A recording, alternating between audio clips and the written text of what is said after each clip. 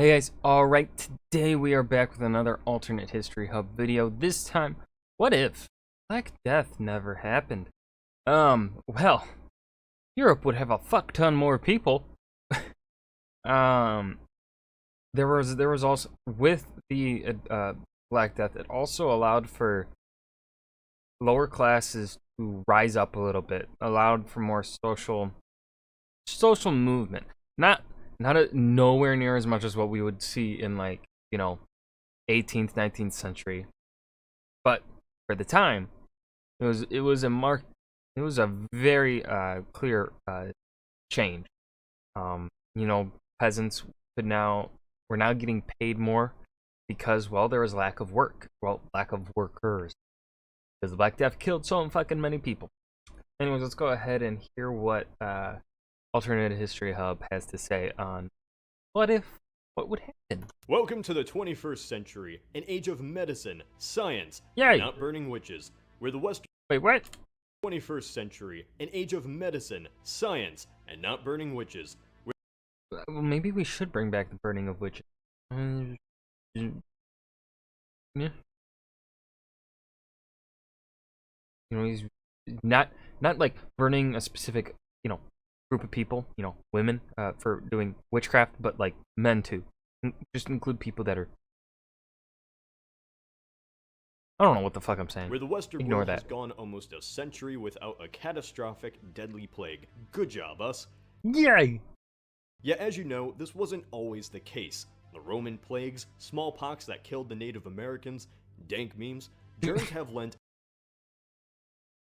an invisible but obvious hand throughout the course of human history. Plagues killing so many people, poor and rich alike, that societies at their core crumbled. Demographics changed, and even empires disintegrated. Nowhere else is this example more prominent than in one of the most infamous plagues ever recorded, the Black Death. A pandemic that ravaged Eurasia during the Middle Ages.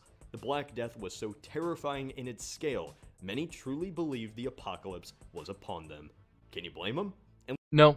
In less than a decade, hundreds of millions died across the medieval world, from China to the Middle East, and finally Europe, especially in Europe. A continent Yes. where the population was cluttered, the cities were growing, and sanitation was atrocious. You're basically lighting a match in an explosion factory. So Yeah. Around this time, when the Black Death started sweeping through, was when the shift towards more urban life was beginning to start.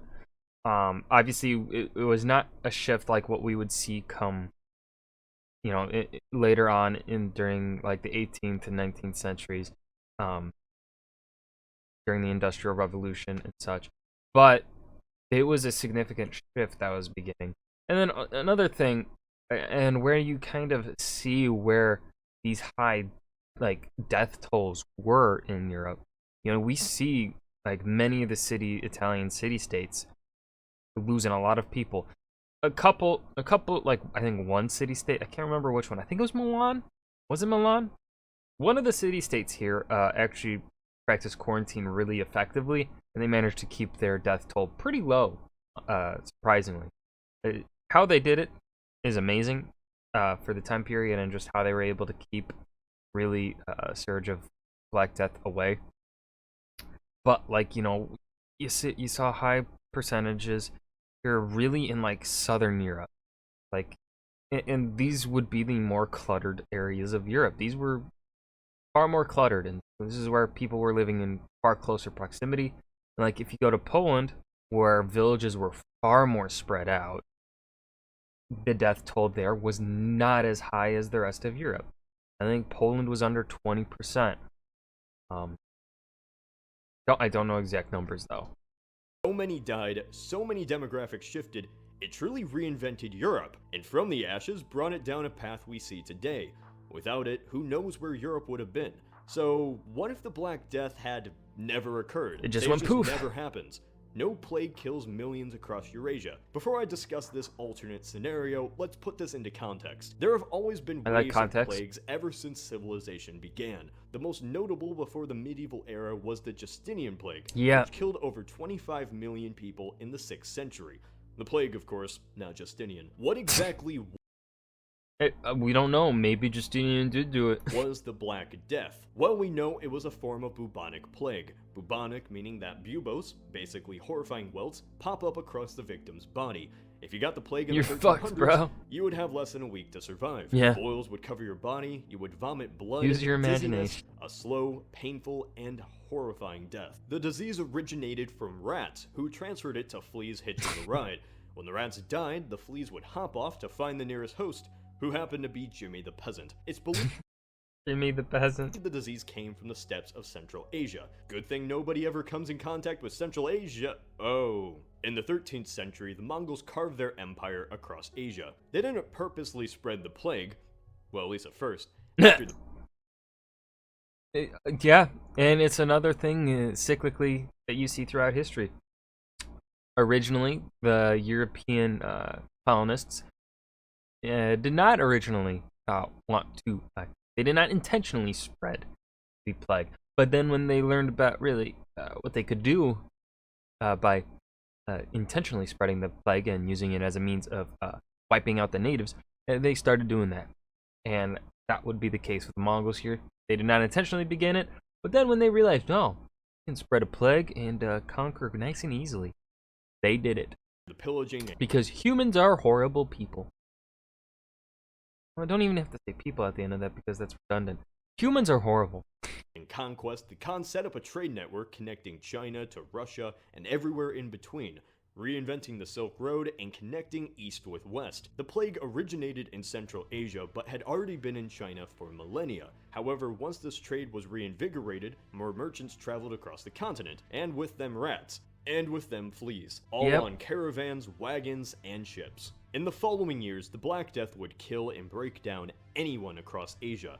From the Middle East to China, cities filled with the dead and dying, unable to understand or stop such a horrifying scenario. Soon enough, the fun reached Europe's doorstep. At the time, the Mongols had established a khanate called the Golden Horde. The Golden Horde was sieging the Crimean Sea Come out, of please. Kaffa No. when their forces began to suffer from the Black Death. With their army quickly dropping like flies, the Mongols had a pleasant idea. Taking the disease-ridden bodies Not of cool, their fallen gross, bro. comrades, the Mongols catapulted the carcasses into the streets of the city. In a short amount of time, this medieval act of biological warfare took its toll. The plague brought down Kaffa to its knees, as its citizens died by the masses. Some ships were able to escape, Italian merchants being one of them, sailing to safety across the Mediterranean back home to Italy, bringing with them not only news of the Mongol attack, but unwelcome guests as well. Medieval Europe was a perfect breeding ground for the disease to do its work. Oh, yeah. Hygiene and sanitation were non-existent. Germ theory was not even theorized yet. Combine this with the disease... Well, this is obviously an oversimplification from Cody of Alternate History Hub here, so I'm not going to knock him down for it. And he's not wrong about germ theory not being a thing. Germ theory was not a thing at this point. That's not what I'm going to say. However, the basic understanding of how plagues spread was understood. They at least knew that. And they also were fairly clean. They're not as dirty. I think this is an older video, so again, I'm not going to knock him for it. And certainly by modern standards, they were not clean. And they certainly lived rather dirtier lives. And like, they wouldn't be as clean as the nobility, right? However, they would still wash themselves. How often? It depends, obviously.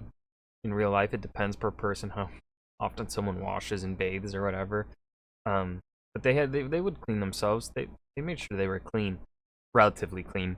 It was really those cities. The cities were awful though. Like the cities were 100% just a breeding ground for disease to just go wild, right? Was there anything else I was gonna say? But yeah, no, they understood. They understood how plagues spread. They may not have understood like, yo, there are tiny microscopic things in your body that spread it. No, they obviously didn't understand that. But they understood that, you know, dude with plague, if he comes close or something or is in contact with certain people, those people are likely to have said disease, and then they are likely to then spread it. So they understood they understood quarantining people. They understood that, and what we see in medieval Europe during the Black Death is that people would quarantine. we see that in one of the Italian city-states, the one that I mentioned earlier. I can't remember the name of the city-state, but I remember learning that one of the city-states actually had, in comparison to the area around it, it had low death rate and infection compared to everyone else. Obviously, that number didn't mean it was 0. I think one of the maps I saw was like, if a zone was white on the map and it was surrounded by red, it meant that white zone was like less than 20% or something, which still less than 20%. That's still a lot. That's still a high number, but yeah.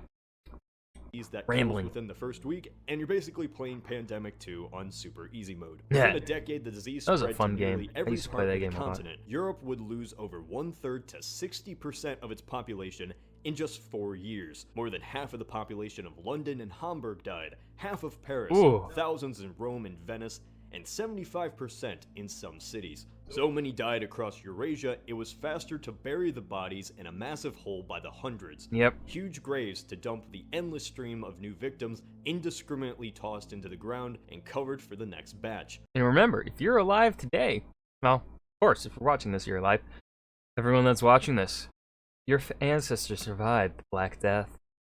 Congratulations. Remember when I said the part about vomiting blood and boils? Multiply this by 100 million across the world. That's the Black Death. So when your friends, neighbors, and family begin to die from mysterious pus boils, how would you react? Blame the Jews. And that's what Europe gone and did. Scapegoats were Yeah, Europe likes to do that. needed to explain the unexplainable, and since less Jews were affected by the plague for hygienic reasons, 1 + 1 equaled anti-Semitism, right?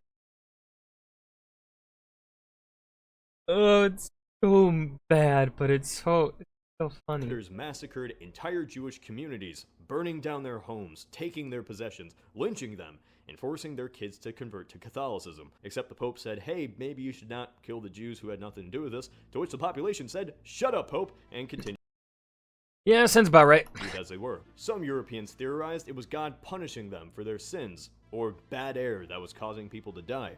The King of France even believed it was the alignment of the planets.